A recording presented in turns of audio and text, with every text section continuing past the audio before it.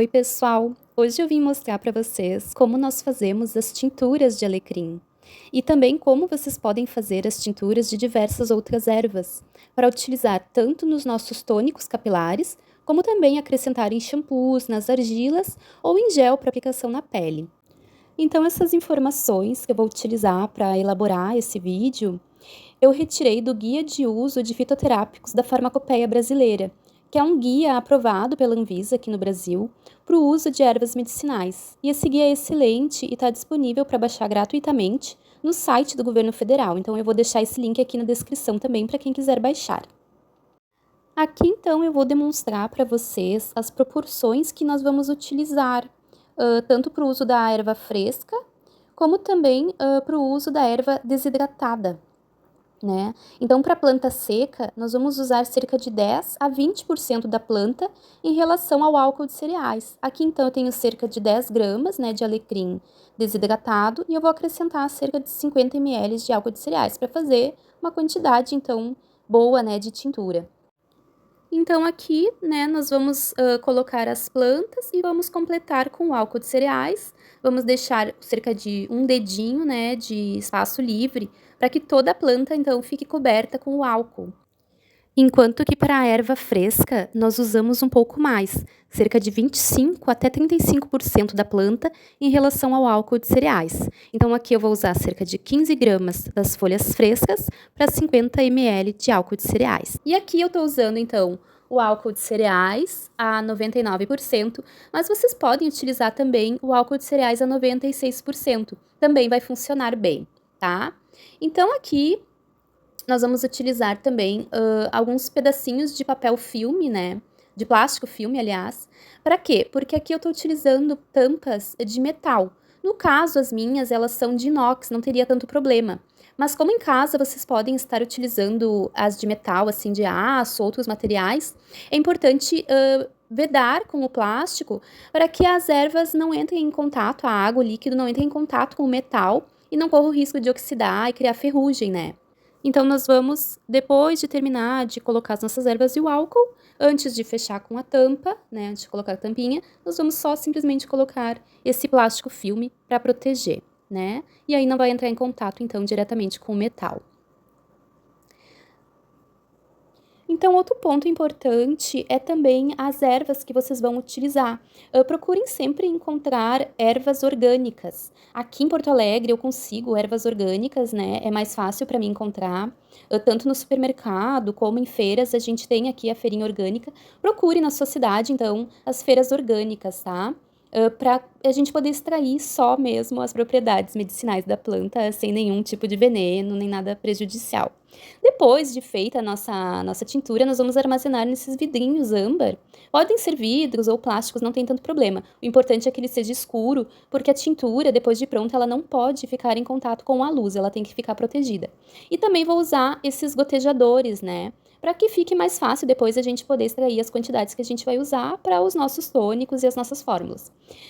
Depois, eu vou mostrar para vocês como que a gente faz a extração. Tem o período correto de deixar as plantas macerando, mas eu já vou mostrar hoje para vocês, né? Vamos fingir que ficou todo o tempo correto e eu vou mostrar para vocês como que a gente faz essa extração no final desse período. Tá? Para vocês saberem. Então, tudo é muito simples, né? Nós vamos retirando as plantinhas, a folhinha aqui do caule, né? Vamos removendo. Eu tô usando essa vasilhazinha aqui de inox, mas vocês podem em casa utilizar qualquer vasilha limpinha que vocês tenham, né? Essas plantas, elas já foram higienizadas, tá? A gente só vai passar uma água mesmo, como as minhas são orgânicas.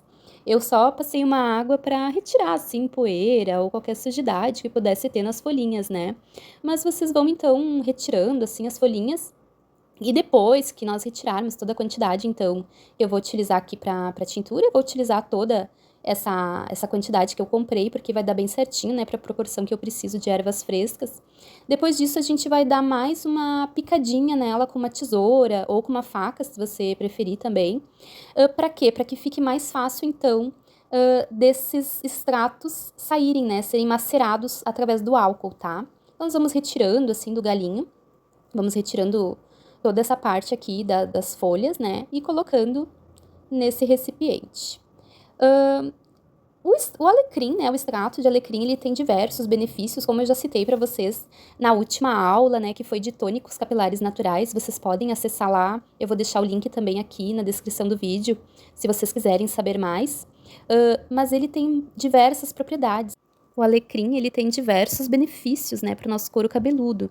O mais conhecido deles é pela função estimulante, então, que ele tem, né, ele é um vasodilatador, ele melhora a circulação periférica da nossa pele, né, melhorando ali o aporte de nutrientes para as nossas células, né, faz com que os nutrientes do nosso sangue cheguem com mais facilidade para as nossas células, né, e isso tudo vai fazer com que o nosso folículo capilar, né, que é a nossa fábrica de cabelos, né, o nosso mini órgão que fabrica os nossos cabelos, receba muito mais nutrientes, né? Isso vai ajudar muito para a formação, então, de fios mais fortes e mais grossos, né? Esse é o principal uso do alecrim, né? O que ele é mais conhecido, assim, dos benefícios. Mas ele tem diversos outros benefícios também. Ele é um relaxante também, do nosso sistema nervoso periférico, do sistema nervoso da nossa pele, né? Ele tem essa ação analgésica, né? Então, para quem tem dor no couro cabeludo, muita sensibilidade, ele também pode ajudar. Além de que pessoas que têm caspa, dermatite seborreica, né? Esses problemas fúngicos, né?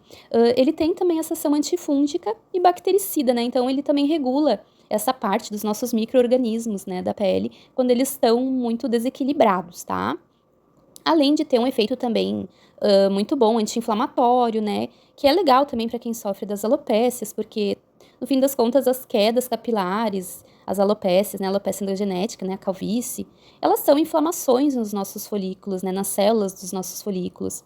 Então, o alecrim, ele tem também esse efeito anti-inflamatório muito potente, né? A gente já viu lá no nosso vídeo dos tônicos capilares, então, as funções desses extratos, né? Outra coisa que o alecrim pode ajudar muito também no cabelo, ou também através do uso dele nos tônicos, é que ele é um antioxidante bem potente, tá? Tem diversos estudos mostrando essa ação antioxidante do alecrim, e ele ajuda tanto na preservação desse tônico, como também ele aumenta a permeabilidade dele próprio, né, dos seus próprios ativos, como também de outros ativos de outras plantas, se vocês forem utilizar elas em conjunto, tá?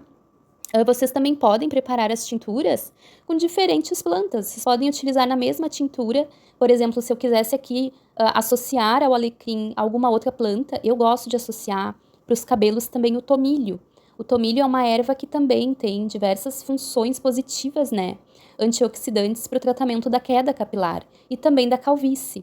Então, também seria uma erva bem interessante da gente associar. A gente poderia utilizar até 3 ervas diferentes, né, na mesma tintura, que as propriedades dessa tintura vão ser, então, enriquecidas, tá?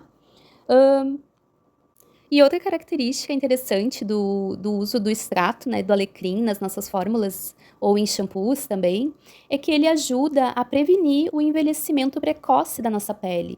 E dessa forma, ele também age prevenindo o embranquecimento precoce dos fios, né? Muitas vezes nosso cabelo fica branco porque o estresse oxidativo, né, das células faz com que os nossos melanócitos, que são as células que produzem, né, a melanina, que é o que dá cor, pigmento aos nossos cabelos, eles entrem num estado de pausa. Então, há pessoas que acreditam que o uso do alecrim, ele faz o cabelo voltar a ter cor, mas na verdade não é bem isso, né? É quase impossível a gente reverter esse processo depois que o cabelo já está branco, né? Mas é possível prevenir que o branco venha mais cedo do que ele está geneticamente programado para vir. Então, através do uso do extrato do alecrim, muitas vezes você está muito estressado, está muito doente, está com alguns problemas, né, de saúde, o seu cabelo pode ficar branco antes da hora. E o uso do extrato do alecrim, ele pode ajudar a prevenir que isso aconteça nessas situações, tá? Então, também é um uso bem interessante, né, do extrato de alecrim. A contraindicação, né, do uso do extrato de alecrim seria para pessoas que têm hipersensibilidade mesmo ao alecrim, né? E pessoas que têm, assim, também são hipertensas, também devem evitar o seu uso. A gente não sabe, né, mesmo sendo numa dose diluída que a gente vai usar em tônico capilar, a gente não sabe o quanto esse produto penetrando na pele, ele pode afetar essas pessoas que têm já hipertensão. Então, a gente recomenda que não utilize. Assim como a gente sempre recomenda, né, mulheres grávidas também não utilizem, mesmo sendo extratos naturais. Se deve evitar também esse uso, né? Porque a gente não sabe as consequências, a gente não tem estudos, né, que demonstrem a segurança para esses casos dessas pessoas, tá? Então, a gente apenas evita. Então, aqui eu tenho já o meu alecrim, né? As minhas folhinhas de alecrim já separadas, picadas, né?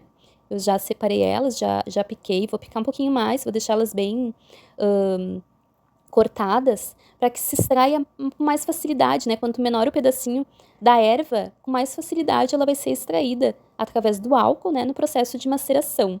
Então, a gente vai tentar picar o máximo que a gente conseguir, deixar ela bem pequenininha mesmo, né? Para ela poder entrar mais em contato com o álcool, principalmente essa erva aqui fresquinha, tá?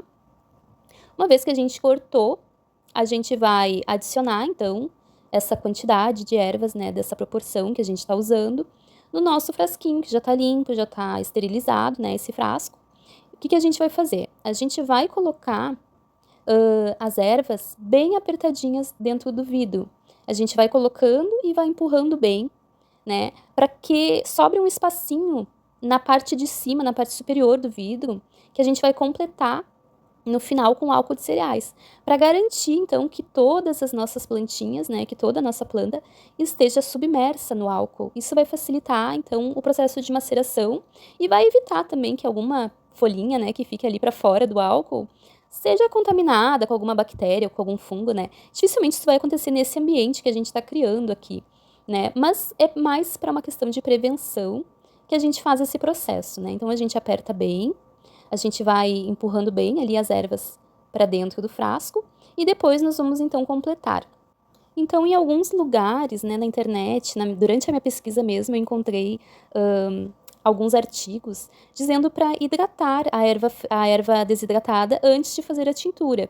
Porém, no guia, né, da farmacopeia e em diversos outros artigos científicos, eu encontrei a informação de que não é necessário, que a diferença mesmo está nas proporções, né, entre a erva e o álcool, que é o que vai fazer sim ser extraído da mesma forma, né, os benefícios das nossas plantas, tá? Então, aqui eu tenho as duas ervas, né, a desidratada e a fresca, já também apertadinhas ali no vidro, e eu vou completar, então, com álcool de cereais, aqui a 99%, né? O mais puro que vocês conseguirem encontrar, pode ser o de 99, pode ser também o de 96, tá? Quanto mais puro o álcool, melhor para esse tipo de extração que a gente vai fazer. Então, nós vamos colocar ali o álcool e agora eu vou pegar esses plásticos filmes, né? E vou simplesmente tapar aqui, né, o meu vidrinho. Vou dar uma apertadinha. Vou tapar o outro também. E vou colocar por cima a minha tampa. E vou rosquear normalmente, tá? Vou deixar bem apertado, bem firme, né? Para que não saia o álcool, não vaze. Vou tirar esse excesso, né, desse plástico aqui. E nós vamos armazenar depois esses extratos aqui, né, que estão sendo macerados, num armário escuro.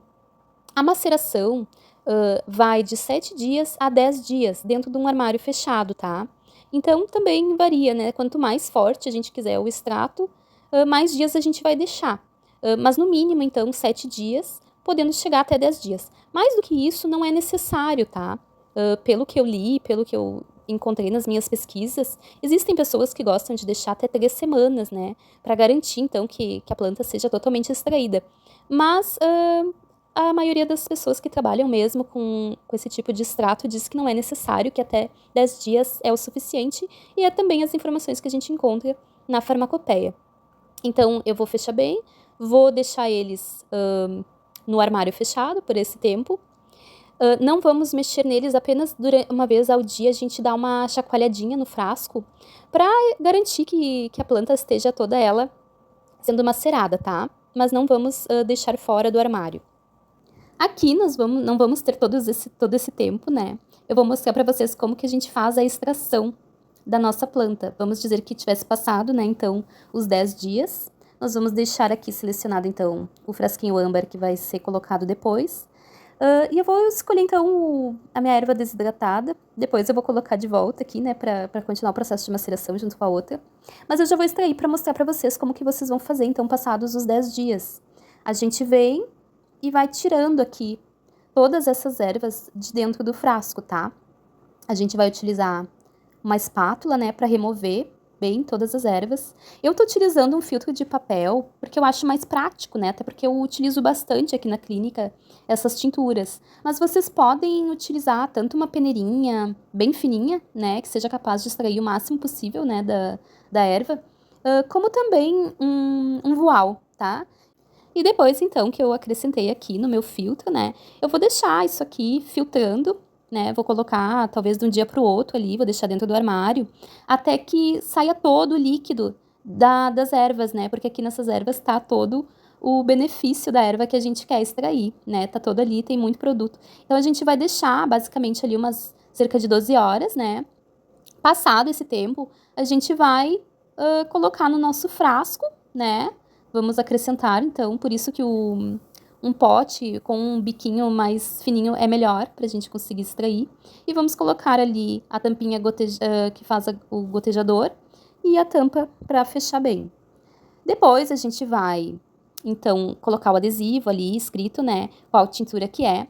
E uma coisa que é importante, então, vocês saberem, é que a erva fresca, ela dura mais ou menos 1 ano quando a gente faz a tintura com ela. E a erva desidratada, ela dura mais ou menos 2 anos. Então, se bem conservada, né? Num local escuro, bem fechado. Então, essa é a principal diferença da gente utilizar a erva fresca ou a erva desidratada. A erva desidratada, ela vai ter um prazo de vida mais longo, né? Aqui eu tenho uma outra que eu já fiz antes, né? E realmente, eu guardo elas aqui no armário e eu utilizo sempre, tá? Então, essa é a principal diferença. E é isso, gente. Eu espero que vocês tenham gostado, né, dessa aula, que vocês utilizem muito, né, essas tinturas. E qualquer dúvida que vocês tiverem, podem deixar nos comentários, que assim que eu puder, eu vou responder vocês. Um beijão e até o nosso próximo vídeo.